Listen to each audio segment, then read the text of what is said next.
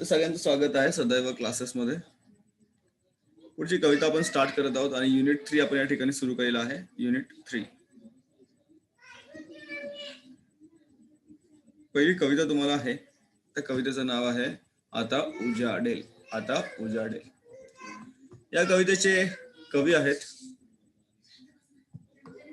मंगेश पाडगावकर. कोण आहेत? मंगेश पाडगावकर.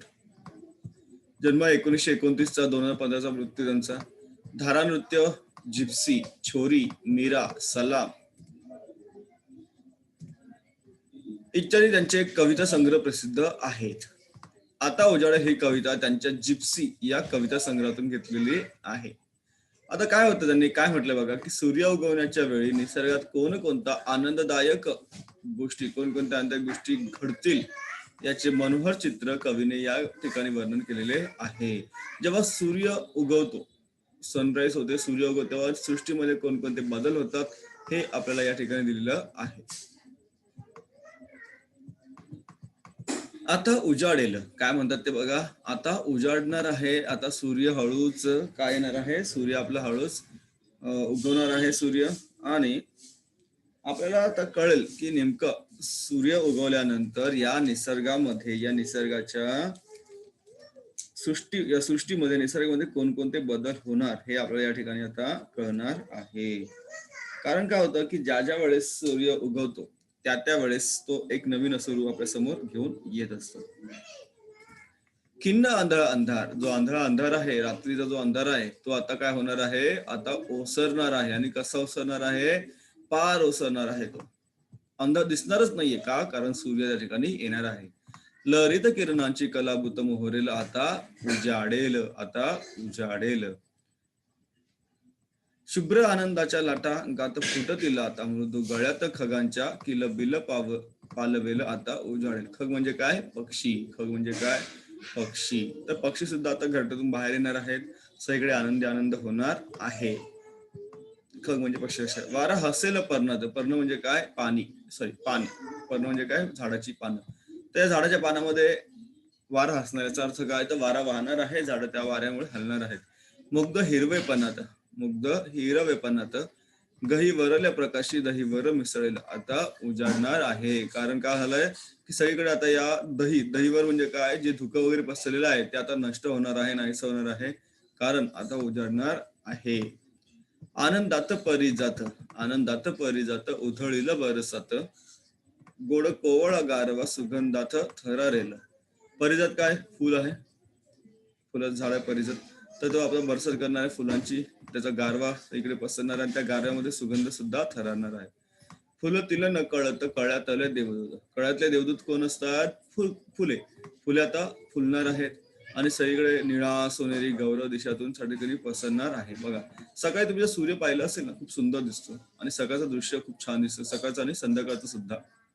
पण सकाळच्या सूर्योदयाला आपण मानतो जास्त. उगवत्या सूर्याला आपण नमस्कार करतो, त्याची पूजा करतो. निळे आकाश भरून दाही दिशा उजळून प्रकाशाचे महादान कनक कनत स्फुरलं आता उजाडेल. हे जे निळं आकाश आहे ते आता भरून जाणार आहे. निळं आकाश काय होणार आहे? आता भरून जाणार आहे. दाही दिशाकडे, दाही दिशाने काय होणार आहे? आकाश भरून जाणार आहे.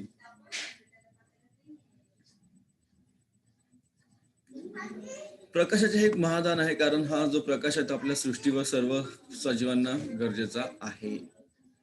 आज सारे भय सरे पुरी ज्योतिर्मय झरे पहाटेचा आशीर्वाद प्राणांतून उजळलेला आता उजाडणार आहे. कारण आमचं जे सगळं भय आहे ते आता सरणार आहे, कमी होणार आहे. लक्षात घ्या, भय सरणार आहे, कमी होणार आहे. आम्ही दिव्यासारखं, ज्योतीसारखं आयुष्यामध्ये आमच्या काय होणार आहे? पहाट होणार आहे. आमच्याकडे आता आयुष्यातून आमचा काळोख निघून जाणार आहे. आता दुसरी गोष्ट जर विचार केला याचा, जर तुम्ही शिक्षण तुम्ही घेता तर शिक्षणाचा संबंध सुद्धा या ठिकाणी आहे. कारण काय होतं, शिक्षणामुळे माणसाची प्रगती होत असते आणि शिक्षणामुळे माणसाची प्रगती होऊन माणूस अज्ञानाकडून ज्ञानाकडे जात असतो. म्हणजे माणसाच्या आयुष्यातले कष्ट दुःख सुद्धा या ठिकाणी कमी होत असतात. की कशामुळे? शिक्षणामुळे माणसाच्या आयुष्यातला अंधार सुद्धा कमी होत असतो या शिक्षणामुळे. डेव्हिड संध्याकाळी अभ्यासाला बसला, अचानक वीज गेली. ओ, आता कसला अभ्यास? समूह गीतही पाठ करायचे होते. किती अंधार पसरला सगळीकडे, सगळंच अडलंय. पण वीज गेली कशी? सांगा बरे, आता डेव्हिड अभ्यास करणार कसा? जर डेव्हिडची इच्छा असेल तर तो अभ्यास करू शकतो, बरोबर. डेव्हिडची इच्छा नसेल तर अभ्यास करणं त्याला कठीण होईल. सूर्योदयामध्ये बघा, सूर्योदय आणि सूर्यास्त सूर्याचा रंग लाल का असतो? पृथ्वीभोवती हवेचे आवरण आहे, आपल्या सर्वांना माहित आहे. पृथ्वीच्या भोवती काय हवेचे आवरण आहे. हम्म. त्यामध्ये मोठ्या प्रमाणात धुळीकण असतात. काय असतात? धुळीचे कण असतात. सूर्योदय आणि सूर्यास्त वेळेही एरवीप्रमाणे सूर्यकिरणे वातावरणातून पृथ्वीपर्यंत पोहोचत असतात. आता सूर्यकिरणामध्ये 7 रंग असतात. त्यापैकी एक लाल रंग असतो आणि दुसरा असतो नारिंगी. बघा, हे 7 रंग आहेत: तांबडा, नारिंगी, पिवळा, हिरवा, निळा, पारवा, जांभळा. त्याला इंग्लिश मध्ये म्हणतो विबग्यॉर. VIBGYO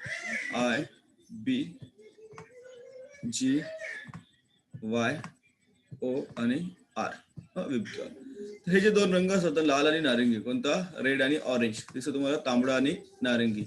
हे रंग सोडून बाकीचे रंग विखुरले जातात. त्यामुळे लाल आणि नारिंगी रंग फक्त पृथ्वीपर्यंत पोहोचू शकतात. त्यामुळे सूर्य तुम्हाला कसं दिसतो? लाल दिसतो. सूर्य कसं दिसतो? लाल दिसतो. हे तर तुमचं सायंटिफिक रिझन, सूर्य लाल का असतो. समजलं? याच्यामध्ये तुम्हाला काही काय दिलंय? काही शब्द समूह लपलेले आहेत, जसं कान टवकारणे किंवा धुडकावून लावणे वगैरे वगैरे. शब्द सोपे तुमच्या पुस्तकामध्ये आहेत. ठीक, 3 सुविचार घेऊया आणि आपण या ठिकाणी थांबूया. सुविचार काय बघा, प्रगती हे ध्येय, प्रगती हे जीवनाचे ध्येय असते, तरी गती हा त्याचा काय असतो? आत्मा असतो. सत्य, सदाचार, अहिंसा, शांती, भूतदाही जीवनाची काय तर मूल्य आहेत. भविष्य पाहणाऱ्यापेक्षा जो भविष्य घडवतो त्याचं जीवन कसं होतं? कृतार्थ होत असतो. लक्षात घ्या.